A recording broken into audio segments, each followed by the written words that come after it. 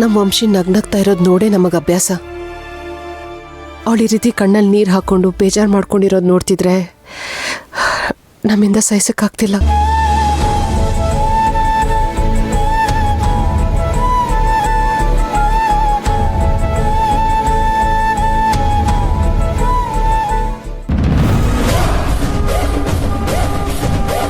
ಅಳಿಯಂದ್ರೆ ಯಾಕಿನ್ನೂ ಕೋಪ ಮಾಡ್ಕೊಂಡೇ ಇದ್ದೀರಾ?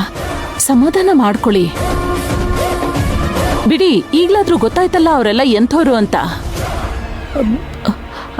ಅಲ್ವಾಮ್ಮ?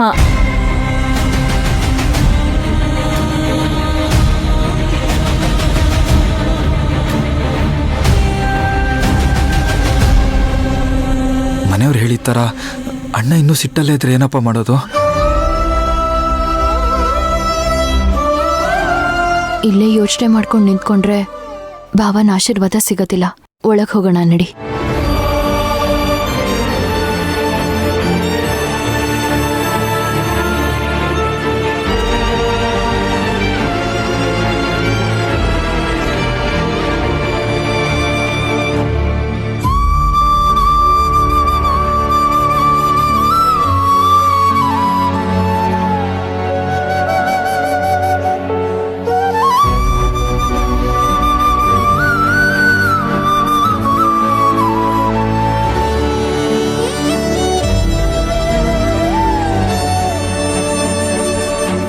ಅಣ್ಣ, ನಾನು ಈ ಮನೆಯಲ್ಲಿ ಒಂದು 5 ನಿಮಿಷ ನೆಮ್ಮದಿಯಾಗಿರೋದಕ್ಕೆ ಯಾರು ಬಿಡಲ್ವಾ? ಒಬ್ರಾದ್ಮೇಲೆ ಒಬ್ರು ಬಂದು ಹೀಗೆ ಮಾತಾಡಿಸ್ತಿರ್ತೀರಲ್ಲ.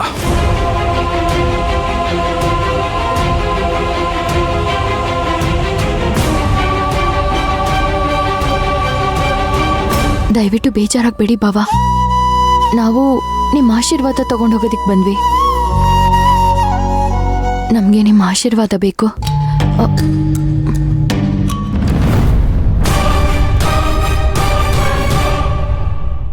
ನೀನು ಯಾರು?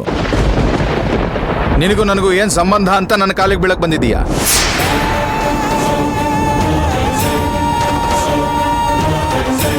ನಿನ್ನಿಂದಾಗಿ ಮನೆ ನೆಮ್ಮದಿ ಹಾಳಾಗ್ತಿರೋದು ಕಾಣಿಸ್ತಿಲ್ವಾ ನಿನಗೆ?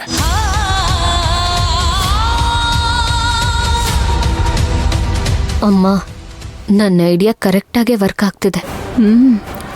ಅಳಿಯಂದ್ರ ಕೋಪ ನೋಡ್ತಿದ್ರೆ ಆ ವಂಶಿಗೆ ಈ ಮನೆಯಲ್ಲಿ ಇವತ್ತೇ ಕೊನೆ ದಿನ ಅಂತ ಅನಿಸ್ತಿದೆ.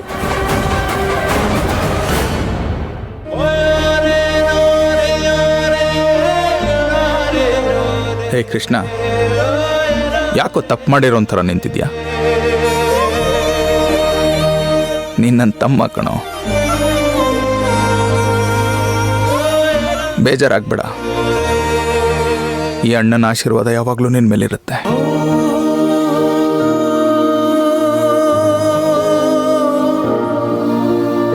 ದಯವಿಟ್ಟು ನನ್ನ ಕ್ಷಮಿಸ್ಬಿಡೋಣ. ನಾನು ಕ್ಷಮಿಸೋ ಥರ ತಪ್ಪು ನೀನೇನೋ ಮಾಡಿದ್ಯಾ? ಇಲ್ಲ ಅಣ್ಣ, ಗೊತ್ತೋ ಗೊತ್ತಿಲ್ದೇನೋ ನಾನೇ ನಿನಗೆ ನೋವು ಮಾಡ್ಬಿಟ್ಟೆ. ಆದರೆ ನನಗೇನಾದರೂ ಈ ವಿಷಯ ಮುಂಚೆನೆ ಗೊತ್ತಾಗಿದ್ದಿದ್ರೆ ನಾನು ದೇವರಾಣೆಗೂ ಆ ತಪ್ಪು ಮಾಡ್ತಿರ್ಲಿಲ್ಲ ಅಣ್ಣ.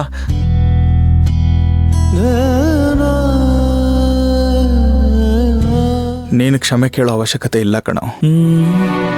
ನೀನೊಬ್ಬನೇ ಕಣೋ ಈ ಮನೆಯಲ್ಲಿ ನನ್ನ ಚೆನ್ನಾಗಿ ಅರ್ಥ ಮಾಡ್ಕೊಂಡಿರೋದು. ನನಗಷ್ಟೇ ಸಾಕು.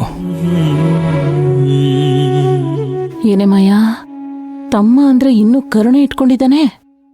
ಇರಮ್ಮ, ನೋಡೋಣ ಏನಾಗುತ್ತೆ ಅಂತ. ಆದರೆ ಸ್ವಲ್ಪ ಹುಷಾರಾಗಿರು. ನಮ್ಮಿಬ್ಬರ ನಡುವೆ ಹುಳಿ ಹಿಂಡೋ ಜನ ನಮ್ಮ ಸುತ್ತಮುತ್ತನೇ ಇದ್ದಾರೆ. ಯಾಕೆ ಬಾವ ಹೀಗೆಲ್ಲ ಹೇಳ್ತೀರಾ? ನಾನು ಸತ್ಯವಾಗ್ಲೂ ಈ ಕುಟುಂಬಕ್ಕೆ ನನ್ನ ಕನ್ಸಲ್ಲೂ ಕೆಟ್ಟದನ್ನು ಬಯಸಿಲ್ಲ. ಅದೆಲ್ಲ ಈಗ ನಿನ್ನ ಹತ್ರ ಕೇಳಿದವ್ರು ಯಾರು? ನಿಜವಾಗ್ಲೂ ನಾನು ಏನು ತಪ್ಪು ಮಾಡಿಲ್ಲ ಬಾವ. ನೀನೇನು ಅನ್ನೋದು ನಮಗೆಲ್ಲ ಚೆನ್ನಾಗಿ ಅರ್ಥ ಆಗಿದೆ. ನೀನು ಈ ಮನೆಯವ್ರನ್ನ ಚೆನ್ನಾಗಿ ನಂಬಿಸಿರಬಹುದು, ಆದರೆ ನಿನ್ನನ್ನು ಮತ್ತೆ ನಂಬೋದಕ್ಕೆ ನಾನೇನು ದಡ್ಡ ಅಲ್ಲ. ಬಾವ, ನಿಮ್ಮ ಮನ್ಸಲ್ಲಿ ಏನಾಗ್ತಿದೆ ಅಂತ ನನಗೆ ಚೆನ್ನಾಗಿ ಗೊತ್ತು. ಆದರೆ 1 ನಿಮಿಷ ನಾನು ಹೇಳೋದನ್ನು ಕೇಳಿ ಬಾವ. ನೀವು ನಮ್ಮ ಮನೆಗೆ ಬರೋದಕ್ಕೆ ಮುಂಚೆನೆ ನಾನು ಕೃಷ್ಣನ್ ಇಷ್ಟಪಟ್ಟಿದ್ದೆ. ಅದನ್ನ ಮೊದಲೇ ಹೇಳ್ಬೋದಿತ್ತು ತಾನೇ? ಅದನ್ನು ಬಿಟ್ಟು ಹೀಗೆಲ್ಲ ಸುಳ್ಳು ಹೇಳಿ ನಂಬಿಕೆ ದ್ರೋಹ ಮಾಡೋದೇನಿತ್ತು? ನಿಮ್ಗೆ ಇವನ್ ಬಗ್ಗೆ ಚೆನ್ನಾಗಿ ಗೊತ್ತು ಅಲ್ವಾ? ಅದು ಅಲ್ಲದೆ ನಾನು ನಿಮ್ ನೋಡಿದ ಮೊದಲನೇ ದಿನನೇ ನನಗೆ ನಿಮ್ಮ ಮೇಲೆ ಗೌರವ ಬಂತು. ಆವತ್ತಿಂದ ನಿಮ್ಮನ್ನ ದೇವರ ಜಾಗದಲ್ಲಿ ಇಟ್ಟಿದ್ದೀನಿ ಭಾವ.